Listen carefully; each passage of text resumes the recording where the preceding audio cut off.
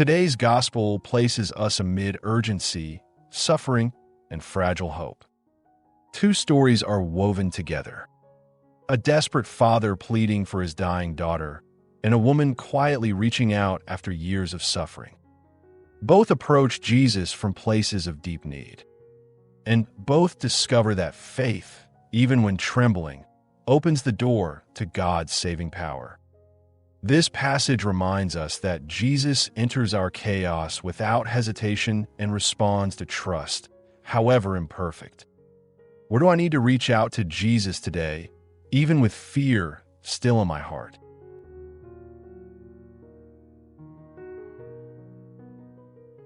Peace be with you, dear brothers and sisters. Today's gospel meets us in moments when life feels overwhelming and hope seems fragile. It invites us to walk closely with Jesus through crowds, interruptions, and delays, trusting that nothing placed in his hands is ever truly lost. A reading from the Holy Gospel according to St. Mark.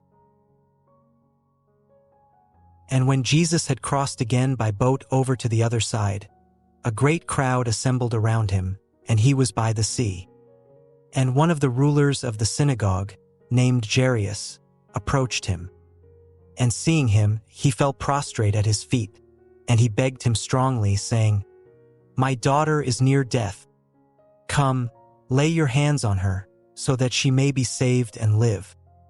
And he went with him, and a great crowd followed him and pressed upon him. And a woman who had a flow of blood for 12 years, and who had endured many things from many physicians, and had spent all that she had and was no better, but rather was worse, when she had heard of Jesus, approached the crowd behind him and touched his garment. For she said, "If I will touch even his garment, I will be saved." And immediately the fountain of her blood was dried up, and she felt in her body that she was healed from the disease. And immediately Jesus, knowing within himself that power had gone out from him, turning to the crowd, said, "Who touched my garments?" And his disciples said to him, "You see the crowd pressing around you, and yet you say, 'Who touched me?'" And he looked around to see her who had done this. But the woman, fearing and trembling, knowing what had happened in her, came and fell down before him and told him the whole truth. And he said to her, "Daughter, your faith has made you well. Go in peace and be healed of your disease." While he was still speaking, some came from the ruler of the synagogue's house, saying, "Your daughter has died. Why trouble the teacher any further?" But Jesus, having heard the word that was spoken, said to the ruler of the synagogue, "Do not be afraid, only believe." And he did not permit anyone to follow him except Peter and James and John, the brother of James. And they came to the house of the ruler of the synagogue. And he saw a commotion, people weeping and wailing greatly. And entering in, he said to them, "Why do you make a commotion and weep? The girl is not dead, but asleep." And they laughed at him. But having put them all out, he took the father and the mother of the girl and those who were with him, and entered where the girl was lying. And taking the girl by the hand, he said to her, "Talitha koum," which means, "Little girl, I say to you, arise." And immediately the girl arose and walked, for she was 12 years old. And they were astonished with a great astonishment. And he instructed them strongly that no one should know this, and he told them to give her something to eat. The Gospel of the Lord. Reflection. This gospel reveals a Jesus who is never too busy for suffering and never indifferent to faith. Jairus approaches Jesus publicly, risking his reputation, because love for his child outweighs fear of judgment.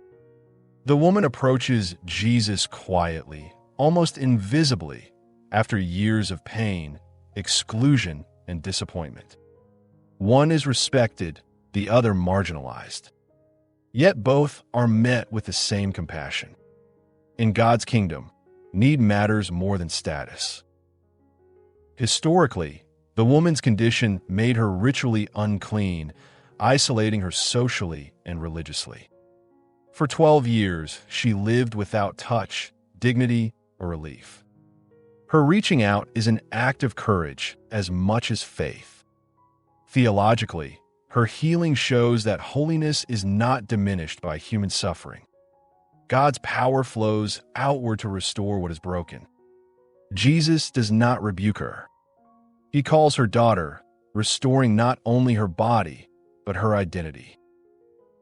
Jairus' journey teaches a different lesson. He begins with confidence, but must endure delay, interruption, and devastating news. When told his daughter is dead, Jesus speaks words that echo through every generation of believers. Do not be afraid, only believe. Faith here is not certainty that everything will turn out as expected. It is trust in who Jesus is, even when hope seems gone. In real life, we often resemble both figures. Sometimes we cry out boldly in prayer. Other times we whisper quietly, unsure if we deserve to ask.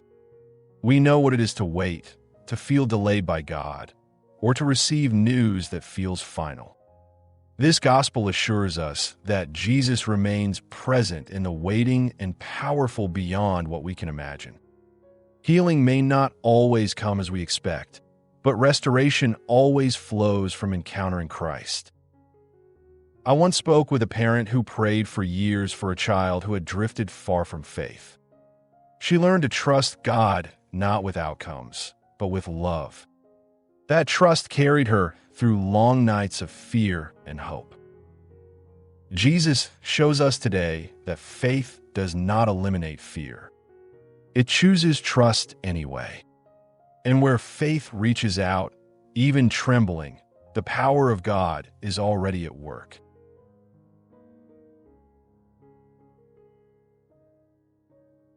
Let us pray. Lord Jesus, we bring before you our fears, our delays, and our deepest needs. Teach us to trust you when answers are slow and hope feels fragile. Strengthen our faith to reach out to you with confidence, and help us believe that your presence restores life even in moments that seem beyond hope. Jesus, we trust in you. Amen. As our final takeaway, faith is choosing to trust Jesus in fear and waiting, believing that his power is present even when hope feels delayed. Thank you for praying with us today. If this reflection touched your heart, please like, subscribe, and share this video. You are invited to leave your prayer intentions so we can pray for one another and remain united as a community of faith across the world.